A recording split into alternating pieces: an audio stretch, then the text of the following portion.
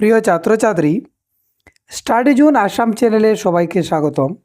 আজকের এই ভিডিওতে আমি দ্বিতীয় শ্রেণীর জংকার বইয়ের অধ্যায় 6 বাজার এই অধ্যায়ের পাঠ নম্বর 1 শনিবারের বাজার এই পাঠটি আলোচনা করব।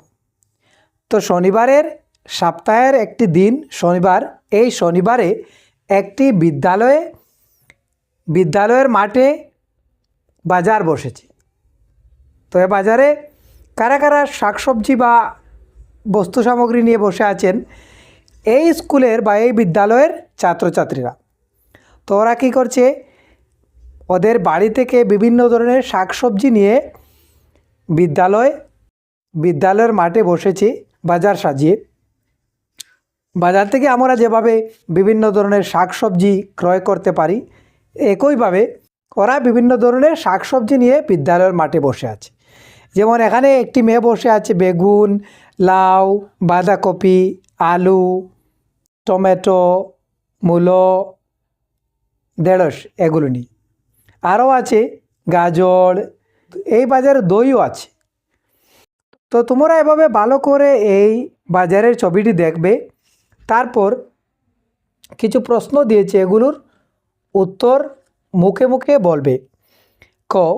অপরের ছবিটিতে কি কি গাছ দেখতে পাচ্ছ? তো এখানে আমরা যদি বিদ্যালয়ের ছবিটি ভালো করে দেখি, তাহলে এখানে আমরা দু ধরনের গাছ দেখতে পাবো। যেমন একটি হলো আম আর কলা গাছ। তো এটির উত্তর বলবো আমরা আম গাছ, কলা গাছ। ছবিটিতে ছেলেমেয়েরা কী করছে? তো আমরা দেখেছি ছেলেমেয়েরা শাকসবজি বিক্রি করছে। দ্বিতীয় দোকানে যে মেয়েটি বসে আছে সে কি কি বিক্রি করছে? তো আমরা যদি ছবি দেখি, তাহলে এখানে এই যে একটি মেয়ে বসে আছে, তারপর এটি হলো একটি ছেলে, তারপর একটি মেয়ে। তাহলে দ্বিতীয় দোকানে যে মেয়েটি বসে আছে, তো এই মেয়ে যদি এই ছবি হয়, তাহলে এই মেয়েটি কী নিয়ে বসে আছে? কুমড়ো। তো কুমড়ো নিয়ে বসে আছে। তারপর দিয়েছে বাজারে কি কি জিনিস বেরিয়েছে। তো বাজারে বিভিন্ন ধরনের শাকসবজি আর দই বেরিয়েছে। তো আমরা এখানে বাজারে দেখেছি বিভিন্ন ধরনের শাকসবজি এবং দইও আছে। তারপর বাজারটি কোথায় বসেছে? তো বাজারটি একটি বিদ্যালয়ে বসেছে, একটি বিদ্যালয়ে বসেছে। এভাবে তোমরা এগুলো শিখবে। তারপর এসো পড়ি। মুনিয়াদের বিদ্যালয়ে আজ এক রকমের হুলস্থুল পরিবেশ। তাদের বিদ্যালয়ে আজ অনেক লোকের ভিড়। মুনিয়াদের বিদ্যালয়ে আজ খুবই হুলস্থুল পরিবেশ। কেন? আজ তাদের বিদ্যালয়ে অনেক লোকের ভিড় হয়েছে। কেন ভিড় হয়েছে? আজ তাদের বিদ্যালয়ে চৌহদ্দিতে শনিবারের বাজার বসেছে। এই বিদ্যালয়ের চৌহদ্দিতে কি বসেছে? শনিবারের বাজার। একটি বাজার কীরকম হয় সে বিষয়ে বোঝানোর জন্যই বিদ্যালয়ের শিক্ষক শিক্ষিকাদের সহযোগিতায় ছাত্রছাত্রীরা আজ বাজার বসেছে। একটি বাজার কিভাবে হয় সে বিষয়ে শিক্ষক বা শিক্ষিকারা বোঝানোর জন্য ছাত্রছাত্রীদের নিয়ে বাজার বসিয়েছেন। বাজারে বিক্রি করবে বলে আজ তারা নিজ নিজ ঘর থেকে বিভিন্ন শাকসবজি, ফলমূল, সুপারি, পান নিয়ে এসেছে। তো এই বাজারে বিক্রি করার জন্য ছাত্রছাত্রীরা কী করছে? বিভিন্ন ধরনের শাকসবজি, ফলমূল, সুপারি, পান এগুলো নিয়ে এসেছে। মুনিয়া 10টি লেবু, 2 গুছা পান আর 5টি কামরাঙ্গা নিয়ে এসেছে। মুনিয়া এগুলো নিয়ে এসেছে।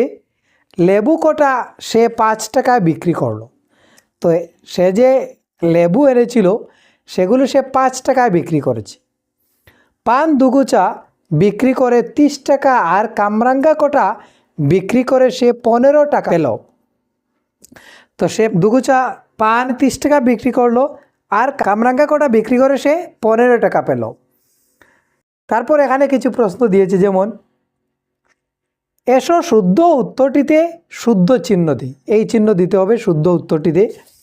মুনিয়া 10টা ড্যাশ নিয়ে এসেছে। কী নিয়ে এসেছে? কামরাঙ্গা, লেবু, পান। আমরা পেয়েছি মুনিয়া 10টা লেবু নিয়ে এসেছে, এই জন্য আমরা লেবুতে এভাবে টিক মার্ক দেব, এখানে আমি দিয়েছি। তারপর ক, মুনিয়াদের বিদ্যালয়ে আজ কি বসেছে? এখানে তোমরা খালি জায়গায় লিখবে মুনিয়াদের বিদ্যালয়ে আজ শনিবারের বাজার বসেছে। খ, মুনিয়া কি কি বিক্রি করলো? তো মুনিয়া কি কি বিক্রি করেছে? আমরা পেয়েছি মুনিয়া 10টি লেবু, 2 গোছা পান আর 5টি কামরাঙ্গা বিক্রি করলো।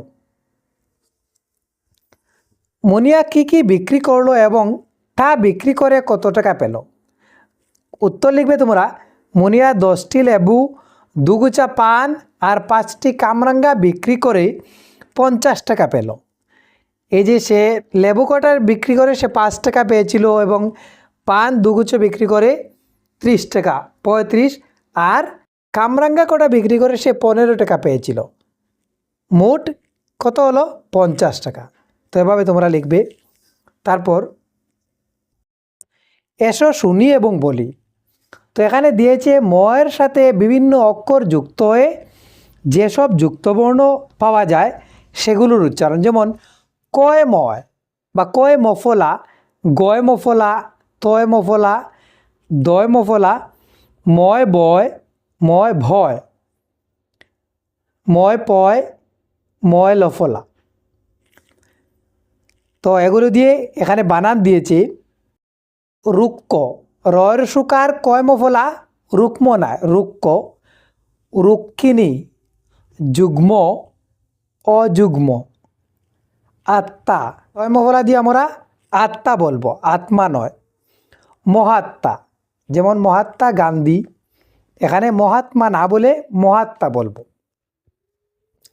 পদ্ম, ছদ্ম, চম্পা, চম্পাবতী, অম্বর, নীলাম্বর, রম্বা, সম্বার, অম্ল, অম্লান। তো এভাবে তোমরা শুনে শুনে এগুলো শিখবে। তারপর দিয়েছে এসো বলি এবং লিখি। প, দয় মফলা, পদ্ম।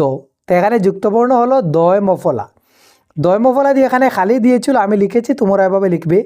ছদ্ম, ছর সাথে দয় মফলা আমরা আরেকটি লিখলে কি হয়? ছদ্ম হয়।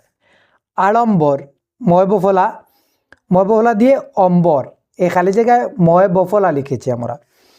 যুগ্ম, গয় মফলা, বাগ্মতা, বয়াকার, গয় মফলা, তয়াকার, এখানে খালি জায়গায় গয় মফলা লিখবে। সম্বার, ময় ভয়, তাহলে ময় ব দিয়ে র, ময় ভয়, রম্ব। আত্মা, তয় মফলা, মহাত্মা। সম্পদ, ময় পয়, তাহলে ময় পয় দিয়ে ভূমিকম্প, এখানে খালি জায়গায় ময় পয় লিখবে।